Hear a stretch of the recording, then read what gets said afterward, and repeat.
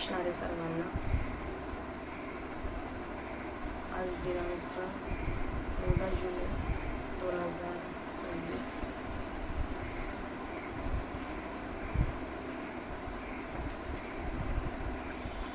वार आहे मंगळवार.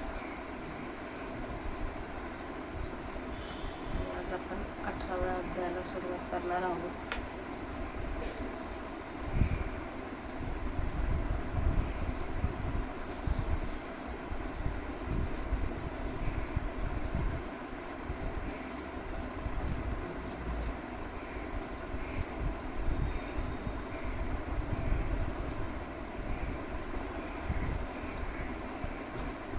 अध्यायाला सुरुवात करण्याआधी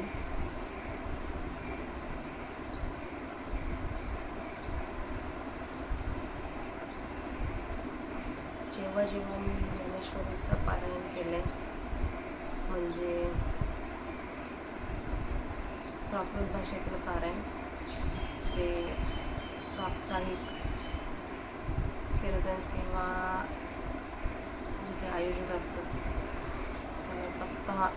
त्या सप्ताहांमध्ये किंवा त्या त्यांना काही ठिकाणी पारायण पण म्हणतात. तर त्या सप्ताहामध्ये माझ्या लग्नापूर्वी मी 2 वेळा पारायण केलं आहे. तर तिथे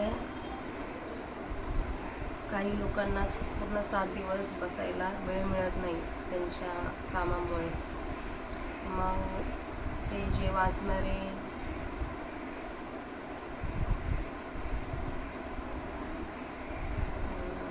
जे वाचतात ज्ञानेश्वरी प्रमुख, त्या गुरुजींना किंवा त्या गुरूंना ते नेहमी सांगतात की जरी तुम्हाला आठवडाभर वेळ नाही मिळाला तरी ज्या दिवशी 18वा अध्याय चालू होईल त्यावेळी सगळ्यांनी आवर्जून ज्ञानेश्वरी वाचायला या किंवा ऐकायला या. 18वा अध्याय म्हणजे ज्ञानेश्वरीच्या 17 अध्यायापर्यंतचा पूर्ण सारांश एका अध्यायामध्ये माऊलींनी सांगितलं आहे.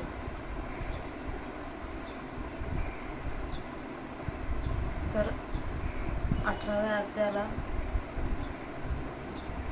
सप्ताहात जर पूर्ण ज्ञानेश्वरी वाचायला जरी 10 लोक जरी असले पूर्ण आठवडाभर, पण 18व्या अध्यायाच्या दिवशी ती लोक जवळजवळ म्हणजे आजकालच्या धावपळीच्या जीवनात तरी ती तो मंडप पूर्ण भरतो त्या लोकांनी, एवढी लोक येतात ऐकायला. तर माझी पण सर्वांना कळकळीची विनंती आहे, आजपासून मी 18वा अध्याय चालू करते वाचायला. शक्य होईल तरी मी रोजच्या रोज 18वा अध्याय माझ्यासोबत ऐकत चला. मी वाचतं, तुम्ही ऐका.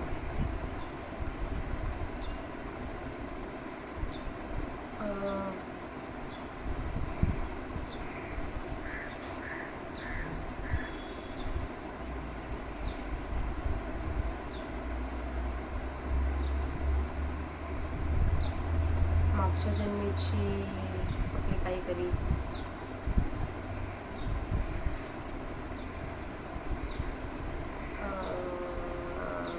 प्रारब्धाच्या कर्मांची जी लिस्ट आहे, ती लिस्ट हळूहळू कमी होण्यासाठी आपल्याला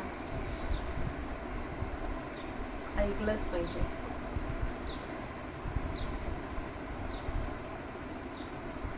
अठरावा अध्याय संपेल तर ज्ञानेश्वरीचं पारायणही संपेल आणि मग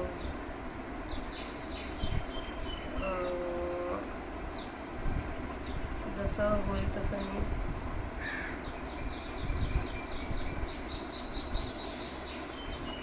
माझेच अध्याय मी परत ऐकेल.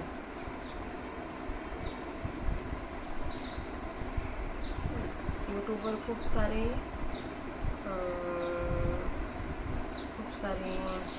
वाचणारी मंडळी आहेत. पण मी यूट्यूबवर प्रसिद्ध होण्यासाठी हे चालू केलं नाही किंवा मला जास्त सबस्क्रायबर मिळावे, मला एक आर्थिक मार्ग मिळण्यासाठी ह्या हेतूने मी ज्ञानेश्वरीचं पारायण केलं नव्हतं. एक मनात इच्छा होती की आपण नाही, म्हणजे मी आता लग्न झाल्यापासून ठरवलं होतं आणि ठरवत असते दरवर्षी ज्यावेळेस आमच्या इथं सप्ताह होऊन जातात ज्ञानेश्वरी वाचायची. पण या आपल्या प्रापंचिक दिनचर्येत तो ज्ञानेश्वरी वाचण्यासाठी जो वेळ मिळायला पाहिजे तो आपण काढत नाही. आपल्याला वेळ असतो खूप, पण आपण काढत नाही.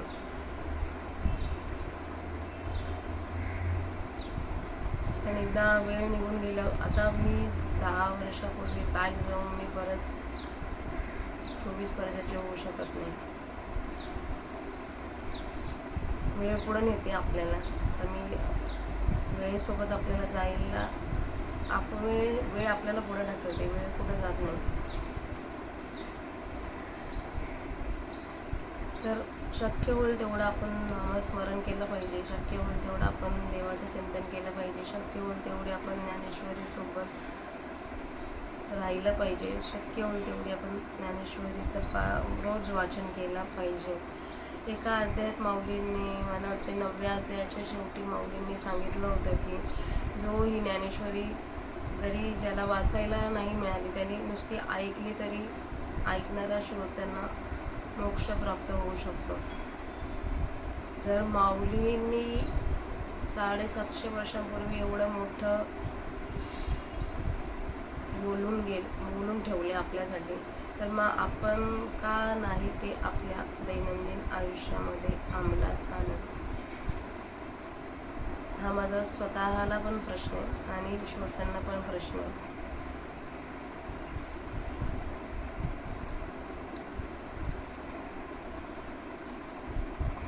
ठीक आहे,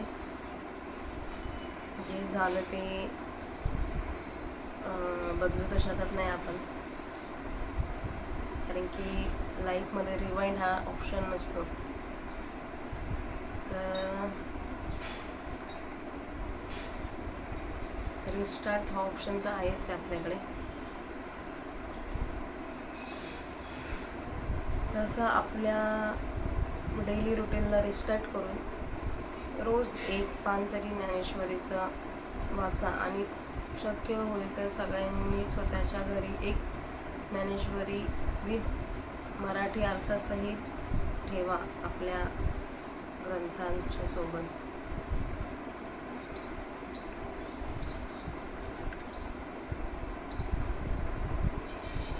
मी एक दृष्टांत ऐकला होता एका कीर्तनामध्ये.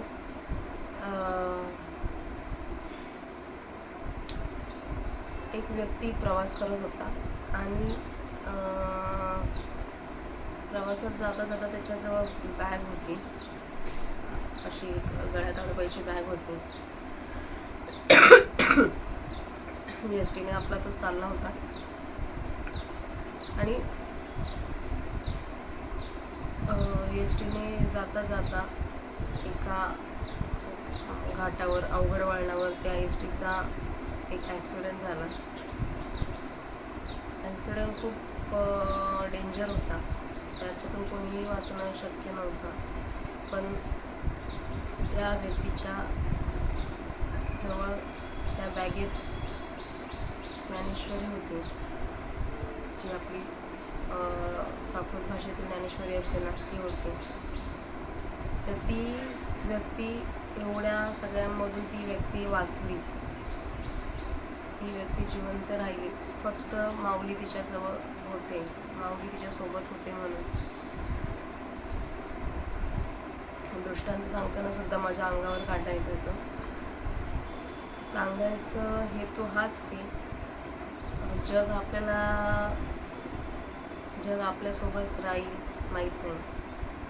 माणसं आपल्यासोबत आज चांगली बोलतील, उद्या परत, कारण की देवाने बनवले प्रत्येकाला तसंच. म्हणजे सगळेच काही प्रत्येक वेळी गोड गोड वागू शकत नाही. जर फक्त गोडच असतं तर ह्या अख्ख्या पृथ्वीला फक्त गोडच फळं मिळाली असती आपल्याला. पण देवाने कारलं नावाचं फळ पण बनवलंय. तर जसं सगळ्या सवयी असतात तसं आपल्या आयुष्यामध्ये आपल्या प्रत्येक येणारे दिवस असतात, गळू गोड आंबट खारट. तर मग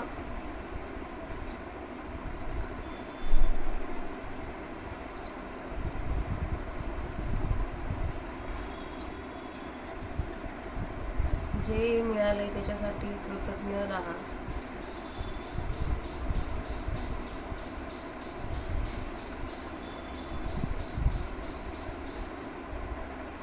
देवा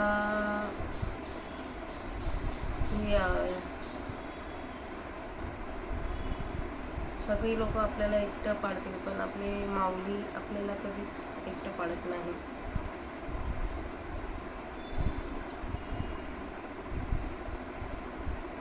ते सदैव आपल्यासोबत आहेत. आत्तापर्यंत मला आलेल्या अनुभवानुसार तर माझ्यासोबत माऊली प्रत्येक क्षणी होते.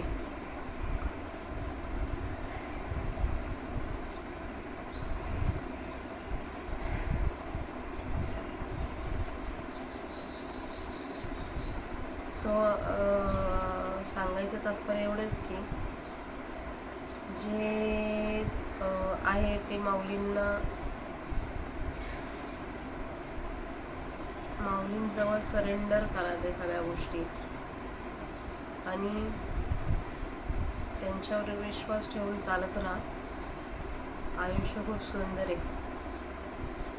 आलेला प्रत्येक दिवस आनंदाने माऊलींच्या नामस्मरणात, माऊलींच्या चिंतनात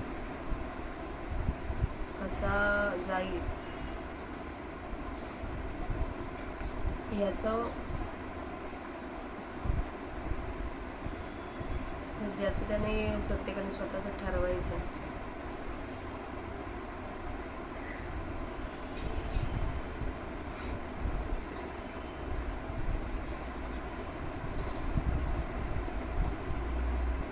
चला, झालेली आजची 18व्या अध्यायासाठीची प्रस्तावना खूप मोठी होती.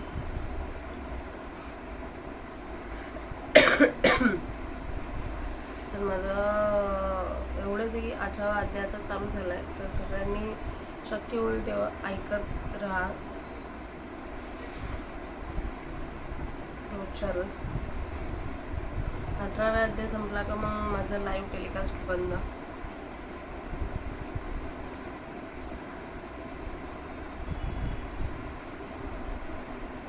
तर 18व्या अध्यायाला सुरुवात करूया. वक्रतुंड महाकाय सूर्यकोटी समप्रभा निर्विघ्नं कुरु मे देव सर्वकार्येषु सर्वदा.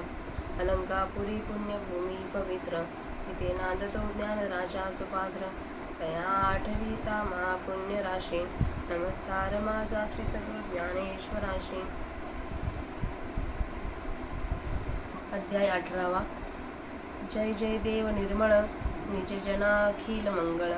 जन्मजरा जलदजाळ प्रभंजना. जय जय देव प्रबळ विदळिता मंगळकुळ. निगमागम मद्रुम फलप्रद. जय जय देव सकळ विगत विषय वत्सल. कलित काळ कौतूहल कलातीत. जय जय देव निष्कळ स्फुरद मंदानंद महळ. नित्यनिरस्ताखिलमळ मूळभूत. जय जय देव स्वप्रभ जगदंबुदगर्भ नभ.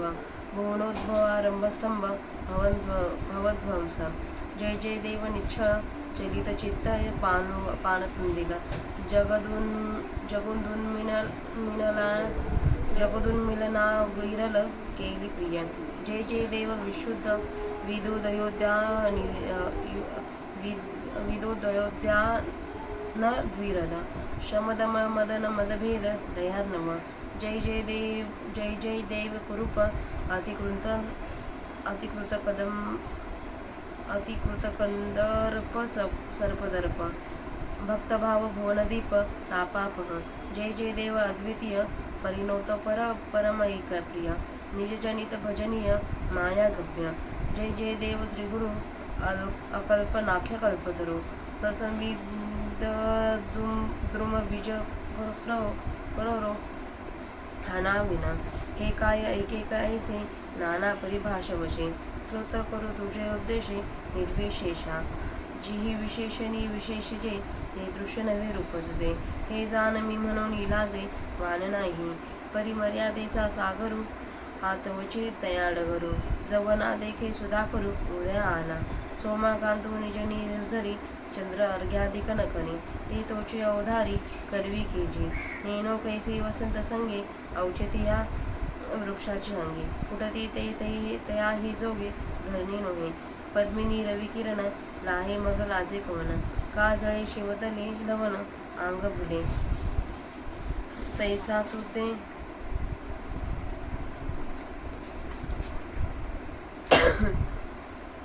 तैसा तू ते जेथे मी स्मरे, तेथे मी पण मी विसरे, मंगल जाकळीला ढेकरे तृप्ती जैसा, मज तू आजी केली तैसे, माझे मी पण धाडून देशे, स्तुती मिशे 5 पिसे बांधले वाचे, नाही रवी तरी आठवी, रावणी स्तुती जय करावी, तै गुणागुणाई धरावी सरोभरी ती, तरी तुझी एक सराचे लिंग, केवी करो गुणागुणी विभाग, मोती फोडून साधिता चांग, की तेसेचे भले, आणि तू बापू तुझी माय, ही बोलीना स्तुती होय, डिंपो बाधिका आहे विटाणू तेथे, जी जालीने पायके आले, ते गोसावी पण केही बोले, ऐसे उपाधी उशिट्टले काय मानून, तरी आत्मा तू एक जरा, ही म्हणते धातारा, आतुल तू बाहेरा घापत असे, म्हणून साच्या तुझ लागी, स्तुतीनं देखो जी जगी, मौना वाचून लेणे अंगी, सुसेनामा, स्तुती काही न बोलणे, पूजा काही न करणे, सन्निधी काही न होणे, तुझ्या ठाई, तरी जेतले जैसे बोली, पिसे आलापू घाली, तैसे वानू तू माऊली उपसाहे तू, आता गीतार्थाची मुक्तमुदी, लावी माझी वाक्यवृद्धी, जे मान्य आहे सभासदी सज्जनांच्या, येत म्हणितले श्रीनिवृत्ती, नको हे पुढत पुढती, परिसे लोहा वृष्टी, किती वेळोवेळा खिचेना, तव विनवी ज्ञान देव, म्हणे होकाजी घटसाळ, तरी अवधानू दे तू देव ग्रंथ आता, जो गीतारत्न प्रसादाचा कळसू अर्थ चिंतामणीचा, सर्व गीता दर्शनाचा पाळणा जो, लोक तरी आधी ऐसे, जे दुरुनी कळसू दिसे, आणि भेटतची हात वसे देवतीची ते, तैसेची येतही आहे, जे एकची येणे अध्याय, अगवाची दृष्ट होय, गीता गमू वहा, मी कळसू याची कारणे, 18वा अध्याय म्हणे, वाईला बादारायणे गीता प्रसाना, नोहे कळसा प्रत्येकाही, प्रासादे काम नाही, ते सांगत असे गीता ही संपले पण, व्यासू सहज सूत्री बळी, तेने निगम रत्नाचळी, उपनिषदर्थाची माणी माझी खांडली, तेथे त्रिवर्गाचा अनुवारू,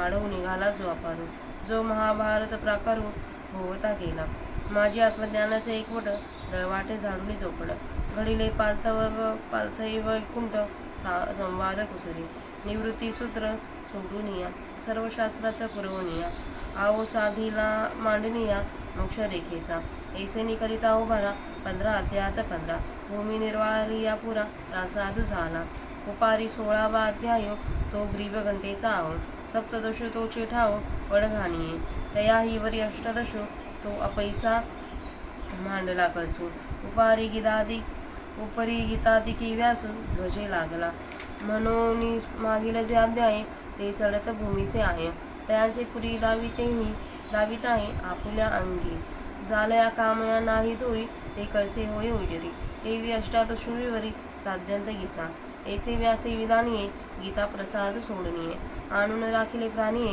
नाना परी, एक प्रदक्षिणा जपाचिया, बाहेरोनी करीती येया, एक ते श्रवण मिशे छाया, सेवती येयाची, एक ते अवधानाचा पुरा, विडा पावड भीतरा, देवनी रिगती गाभारा, अर्थज्ञानाचा, ते निजबोधे उरावरी, भेटती आत्मया श्रीहरी, परिमोक्षा प्रसादी सरी, सर्वाही आती, समर्थाच्या पंक्ती भोजने, तळलिया वरिल्या एक पक्वाने, ते विश्रवणे अर्थ पटणे, मोक्षोची लांबे, ऐसा गीता वैष्णव प्रसादू, 18वा अध्याय कळसू शेदू, म्या म्हणितला हा भेदू, जाणून या, आता शब्द दशा पाठी, अध्यायन कैसेनी उठी, तो संबंधू सांगे दिठी, दिसे तैसा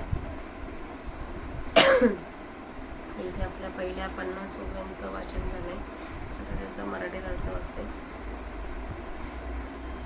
हे मलरहिता, आपल्या सेवकांचे संपूर्ण कल्याण करणाऱ्या आणि जन्म आणि म्हातारपण रूपी मेघांच्या फळींची धूळदाण करणाऱ्या हे वायुरूपी श्री गुरुदेवा, तुमचा जय जयकार असो. हे अतिशय सामर्थ्यवान अहंकारादी अशुभ समुदायांचा ज्याने नायनाट केला आहे, अशा वेदशास्त्ररूपी वृक्षांचे फल असलेल्या व त्या फलाची प्राप्ती देणाऱ्या श्री गुरुदेवा, तुमचा जय जयकार असो. हे स्वरूपतः पूर्ण असलेला, ज्यांच्या विषय वासना नाहीशा झाल्या आहेत आणि त्यांचा कैवार घेणाऱ्या, कालाच्या करामतीसही अंकित करून ठेवलेल्या, अंशादी विभागापलीकडे असलेल्या श्री गुरुदेवा, तुमचा जय जयकार असो. हे निरुपाधिका, ज्याच्या ठिकाणी जोराचा विपुल आनंद प्रकट आहे, अशा संपूर्ण दोष नेहमीच नाहीसे केलेल्या सर्वांस कारण असलेल्या श्री गुरुदेवा, तुमचा जय जयकार असो. हे स्वयंप्रकाशा, जगदरूपी ढगाचा गर्भ ज्यात संभावतो, अशा आकांक्षा स्वर्गादी लोकांच्या उत्पत्तीचे आधारभूत खांबच असलेल्या, संसाराचा पडशा पाडणाऱ्या श्री गुरु, तुमचा जय जयकार असो. हे स्थिर असणाऱ्या साधकांचे चंचल चित्त पिऊन तुंदील झालेल्या जगत प्रकट करण्याचा एकसारखा खेळ खेळण्याची आवड असलेल्या गुरुदेवा, तुमचा जय जयकार असो. हे अत्यंत शुद्ध ज्ञानोदय रूपी अरण्यातील हत्ती, म्हणजे ज्ञानाभिमान गलित करणारे अशा, तसेच श्रमधर्मी करून मदनाच्या भयाचा नाश करणाऱ्या दयासागरा श्री गुरुदेवा, तुमचा जय जयकार असो. हे अधिकार मदनरूपी सापाच्या घमंडीचा धुव्वा उडवणाऱ्या, भक्तांच्या प्रेमरूपी घरातून दिवा असणाऱ्या व तपांचा नायनाट करणारा श्री गुरुदेवा, तुमचा जय जयकार असो. हे अद्वितीय परिपक्व झालेल्या वैराग्य वासनेचे काय ते फक्त प्रेम असलेल्या, आपल्या दासाच्या स्वाधीन होऊन राहिलेल्या, भजन करण्यास योग्य असलेल्या, मायेच्या ताब्यात न सापडणाऱ्या श्री गुरुदेवा, तुमचा जय जयकार असो. कल्पनारहित अशी ज्याची प्रसिद्धी आहे, अशा परमात्म स्वरूपास प्राप्त करून देणाऱ्या कल्पवृक्षा, स्वरूप ज्ञानरूपी वृक्षाचे बी वाढण्याची जमीन असलेल्या देवा श्री गुरु, तुमचा जय जयकार असो. हे भेदरहित श्री गुरु, असे तुम्ही आहात, अशी पृथक अनेक विवेचनांच्या द्वारे तुमच्या संबंधाने स्तुती तर काय करावी, हे ज्या विशेषणांनी तुमचे वर्णन करू जावे, त्या विशेषणांनी दाखविलेले जे दृश्य स्वरूप ते तुमचे रूप नाही, हे मी जाणतो, व म्हणूनच या स्तुतीच्या शब्दांनी वर्णन करण्याची मला लाज वाटते. समुद्र आपली मर्यादा उल्लंघन करत नाहीत, अशी त्याची प्रसिद्धी आहे. परंतु जोपर्यंत त्याने पूर्ण चंद्र उदयाला आलेला पाहिला नाही, तोपर्यंतच ती खरी असते. महाराज ऐका, चंद्रकांत अर्घ्य वगैरे देत नाही. चंद्रकांत म्हणे, आपल्या पाजराने चंद्रास आपण होऊन अर्घ्य वगैरे देत नाही, तर ते अर्घ्याधिक देवविनाचे काम तो चंद्र त्या चंद्रकांत मण्याकडून करेल. वसंत प्राप्त झाला म्हणजे झाडांच्या फांद्यास कशी अकस्मात पालवी फुटते हे कळत नाही, परंतु ते पालवी फुटणे थांबून ठेवणे झाडांच्याही स्वाधीन नसते. सूर्यविकासिनी कमळाला सूर्यकिरणांचा योग झाला म्हणजे मम कोण संकोचून राहणार, अथवा पाण्याचा स्पर्श झालेले मीठ आपले अंग विरघळते. त्याप्रमाणे जेव्हा मी तुझे स्मरण करतो, तेव्हा मी आपला मीपणा विसरतो. मग असा तृप्त पुरुष ढेकरीने व्यापला असता त्यास आपले ढेकर आवरून धरता येत नाही. महाराज, मला तुम्ही तसे केले आहे. आपण माझ्या मीपणाचा नाश करून स्तुतीच्या निमित्ताने माझ्या वाचेला वेड लावले आहे. अथवा एरवी तरी मी शुद्धीवर राहून जेव्हा स्तुती करीन, तेव्हाच माझ्या हातून गुण व गुणातीत यांची तुलना केल्यासारखे होईल. आणि महाराज, तुमचे स्वरूप एकरस आहे, मग तुमच्या ठिकाणी गुण आणि गुणातीत ही निवड कशी करता येईल, हे पहा. मोती अगोदर फोडून मग साधणे चांगले, किंवा ते आहे तसेच संबंध ठेवणे चांगले. आणि तू बाप आहेस आणि तूच आई आहेस, अशा वर्णनाने तुझी स्तुती होत नाही, कारण की त्या प्रतिपदात लेकरू या उपाधीचा विटाळा आला आहे. महाराज, दुसरी एखादी व्यक्ती दास झाल्याने आलेले परावलंबी स्वामित्व तुमच्या ठिकाणी प्रतिपादण्यात काय अर्थ आहे? असे सापेक्षतेच्या उपाधीने उष्ट झालेले मोठेपणाचे तुमचे वर्णन कशाला करू? हे स्वामीनाथ, अंतबाह्य एकसारख्या वाकून असणारा आत्मा आहेस असेही म्हटले असता आत असणारा जो तू, त्या तुला बाहेर घालविला असा होईल. म्हणून महाराज, आपण जसे खरोखर आहात तसे आपल्या यथार्थ स्तुतीकरिता लागणारी विशेषणे जगामध्ये मला दिसत नाहीत. कारण की मौनापासून दुसरा दागिना आपल्या अंगावर घालीतच नाहीत. तुमच्या संबंधाने काही न बोलणे ही स्तुती होय, काही न करणे ही पूजा, आणि साधकाने आपला जीव, शिव आणि अथवा ब्रह्म यापैकी कोणाचाच अभिमान न घेणे हीच तुमची जवळीक होय. तरी पण भ्रमाने बुडून वेडा झालेला मनुष्य जसा बडबडतो त्याप्रमाणे मी तुमचे वर्णन करतो. ते हे श्री गुरु माऊली तू सहन कर. आता माझ्या व्याख्यानाच्या विस्तारात ह्यातील गीतेतील योग्य भावार्थ आला आहे अशी आपली संमती दाखवणाऱ्या मोत्याचे अंगठीचा मुहूर्त शिक्का करा. कारण त्या योगाने माझे हे बोलणे सज्जनाच्या सभेतील सर्व संतास मान्य होईल. यावर श्री गुरु निवृत्तीनाथ म्हणाले, अशी वारंवार विनंती करू नकोस. अरे, सोने होण्याकरिता परिसावर लोखंड किती वेळा घासावयास पाहिजे? एकदा घासले की पुरे. तेव्हा ज्ञानदेव विनंती करून म्हणतात, महाराज, आपली आज्ञा हा आपला प्रसादच आहे. तर आता आपण व्याख्यानाकडे लक्ष द्यावे. महाराज, गीतारूपी रत्न मंदिराचा हा 18वा अध्याय अर्थरूपी चिंतामणीचा बनवलेला कळस आहे आणि सर्व गीतेचे दर्शन करिवणाऱ्या वाटाड्या आहे. लोकात तरी अशी समजत आहे की दुरून देवळाचा कळस दिसल्याबरोबर त्या देवळातील देवतेची भेट दर्शन हस्तगत झाली असे होते. येथेही या 18व्या अध्यायाच्या बाबतीत तसेच आहे. कारण की या एकाच अध्यायाने सर्व गीताशास्त्र पाहिले असे होते. म्हणून याच कारणाकरिता श्री व्यासांनी गीतारूपी मंदिरावर 18 अध्याय हा कळस चढविला असे मी म्हणतो. मंदिर बांधण्यात कळसा पलीकडे काही काम शिल्लक राहिले नाही असे नसते काय? तीच गोष्ट गीता देखील आपल्या समाप्तीने सांगत आहे. व्यास हे स्वभावतःच मोठे बुद्धिवान कारागीर, मोठे सूत्रधार होते. त्यांनी वेदरूपी रत्नांच्या पर्वतावर असलेल्या उपनिषद अर्थरूपी पठारावर खणायला आरंभ केला. म्हणजे उपनिषदार्थाचा विचार करण्यास आरंभ केला. तेव्हा धर्म, अर्थ व काम ही त्रिविध पुरुषार्थरूपी जो पुष्कळचा असा चाराचुरा निघाला, त्याच्या महाभारतारूपी कोट गीता मंदिराभोवती केला. या खाणीमध्ये आत्मज्ञानरूपी अखंड दगड निघाला.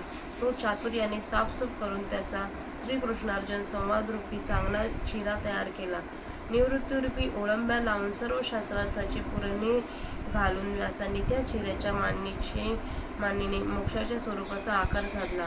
अशा तऱ्हेने गीतारूपी मंदिराची उभारणी करीत असताना भूमी शुद्ध करण्यापासून तो 15वा अध्याय संपेपर्यंतचा 15व्या अध्यायाच्या गीतारूपी मंदिर गच्चीपर्यंत पुरे झाले. वरती 16वा अध्याय हा ह्या गळ्यावरील डेऱ्याचा आकार होय आणि जो 17वा अध्याय आहे तोच कळसेच्या बैठकीचा ओटा होय. त्याच्यावरही वर 18वा अध्याय हाच कोणी एक सहजच उभारलेला कळस होय. त्यावर गीतादी शास्त्रामुळे व्यास हे ध्वजेच्या ठिकाणी लागले. म्हणून पहिल्या अध्यायापासून 17व्या अध्यायापर्यंत जे मागील अध्याय आहेत ते चढत्या भूमिकेचे आकार असून ते सर्व काम पुरे झाल्याचे 18वा अध्याय आपल्या ठिकाणी दाखवत आहे. मंदिराचे पुरे झालेले काम कळसाच्या योगाने अपुरे राहिले नाही तर पुरे झाले हे उघड होते. त्याप्रमाणे 18वा अध्याय हा कळस असल्यामुळे ती गीतारूपी मंदिराचे काम पूर्ण झाले असे स्पष्ट दाखवितो. याप्रमाणे कारागीर व्यासांनी गीतारूपी मंदिर मोक्षाकरिता तयार करून प्राण्यांचे नाना प्रकारांनी रक्षण केले. कोणी या गीतारूपी मंदिराला आवर्तनरूपी प्रदक्षिणा बाहेरूनच घालतात व कोणी श्रवणाच्या निमित्ताने या गीता मंदिराच्या सावलीचा उपभोग घेतात. कित्येक पुरते अवधानरूपी विडा पैसा देऊन गीतारूपी मंदिराच्या अर्थज्ञानरूपी गाभाऱ्यात प्रवेश करतात. ते आत्मज्ञानाने आत्मरूप श्रीहरीची तात्काळ भेट घेतात. परंतु या गीतारूपी मंदिराच्या ठिकाणी मोक्षरूपी प्रसाद सर्वांनाही एकसारखा मिळतो. खऱ्या श्रीमंताच्या पंक्तीला भोजनात खालच्या वरच्या माणसांना एकच पक्वान असते. त्याप्रमाणे या गीतेच्या श्रवणाने, अर्थज्ञानाने व आवर्तनाने मोक्षच मिळतो. हे मर्म जाणूनच हे गीतारूपी वैष्णव मंदिर आहे व 18वा अध्याय हा कळस आहे असे मी स्पष्ट म्हटले. आता 17व्या अध्यायानंतर 18व्या अध्यायाची उत्पत्ती कशी झाली तो संबंध डोळ्यांचा दिसेल अशा रीतीने सांगतो. स्त्री व पुरुष हे दोन आकार न बिघडवता एक शरीर घडलेले अर्धनारी नटेश्वराच्या रूपात दिसते. अथवा गंगा यमुना यांचे पाणी ओघाकडे दृष्टी दिली असता वेगवेगळे दिसून येते, परंतु त्या दोन्ही नद्यांचे उदक पाणी या दृष्टीने पाहिले असता एकच आहे असे दिसते. अथवा चंद्रबिंबाच्या ठिकाणी शुक्ल पक्षातील तिथीच्या मानाने प्रत्येक दिवसाला अधिकाधिक कला प्राप्त होत असते, परंतु पौर्णिमेच्या दिवशी जर पाहिले तर जसे चंद्रबिंबाच्या ठिकाणी तितक्या निरनिळ्या कलांचे वेगळे थर नाहीत, त्याप्रमाणे या गीतेत एकापासून एक चरण पृथक केल्याने एका श्लोकाचे 4 चरण झाले.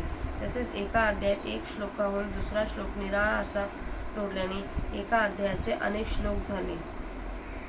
त्याचप्रमाणे एक अध्याय संपवून दुसऱ्या अध्यायास प्रारंभ केला म्हणून गीतेचे पुष्कळ निरनिराळे अध्याय झाल्यासारखे खरोखर जरी वाटते, परंतु पदे, श्लोक व अध्याय यांच्या अनेकतेमुळे ग्रंथात प्रतिपादलेल्या सिद्धांताचा अभिप्रायात अनेकत्व येत नाही.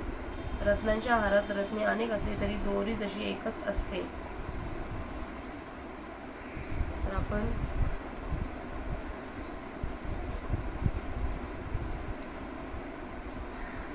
पुष्कळ मोती मिळून एक पदरी हार केला असता त्यास एक वेळी म्हणता येते, परंतु त्या एका वेळीच्या ठिकाणी मोती जरी अनेक असले तरी शोभा एकच असते. तर इथे आपला थोडा मराठीचा ओव्यांचा पुढे अर्थ वाचला मी 55 ओव्यांपर्यंत. त्याची झालेली सेवा माऊलींच्या समाधीवर अर्पण करूया.